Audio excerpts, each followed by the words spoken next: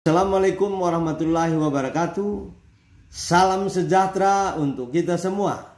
Saya Kasiman Brutu SE AKMSI, seorang ahli pengadaan barang jasa dan bersertifikat audit investigasi, bertemu dengan Bapak Ibu para auditor dan pihak-pihak yang terlibat dalam pengadaan barang jasa pemerintah.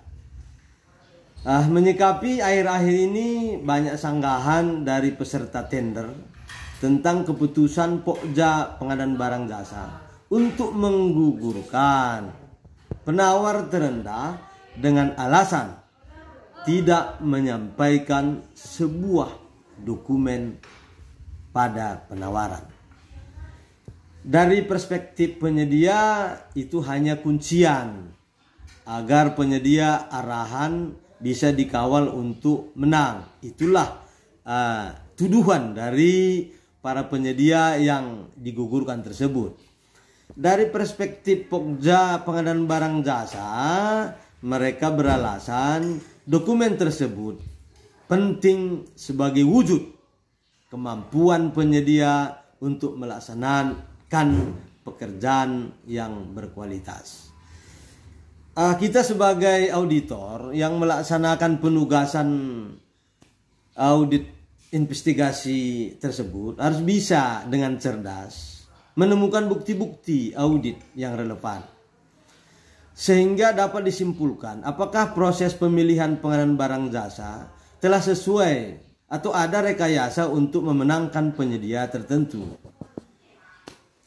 Ada dua aspek utama dalam pemilihan penyedia oleh Pokja pengadaan barang jasa pemerintah, yakni aspek pertama adalah kemampuan dari penyedia, yang kedua adalah harga terendah.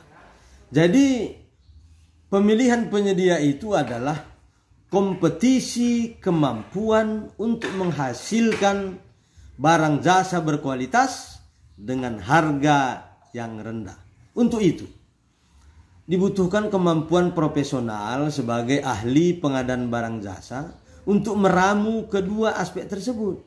Kadang memang Pokja PBJ hanya fokus di evaluasi kemampuan tanpa mempertimbangkan harga rendah. Ini bisa saja karena kelalaian Pokja, dan bisa juga ada rekayasa untuk memenangkan penyedia tertentu. Pemilihan penyedia bukan ajang kompetisi penyampaian dokumen, tapi lebih kepada mampu atau tidak mampu penyedia melaksanakan pekerjaan. Jadi saat evaluasi dokumen penawaran bukan semata-mata tentang ada atau tidak ada dokumen terlampir dalam penawaran, tapi lebih berorientasi pada pertanyaan, apakah tidak terlampir dokumen tersebut membuat penyedia tidak mampu bekerja sesuai spesifikasi. Peran auditor di sini adalah menguji dokumen yang tidak terlampir tersebut.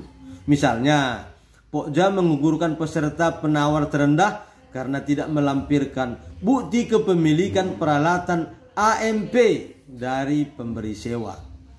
Kita sebagai auditor harus melihat apakah memang bukti kepemilikan tersebut sudah diklarifikasi ke pemberi surat dukungan sewa, dan pemberi sewa sudah menyatakan tidak ada bukti kepemilikan.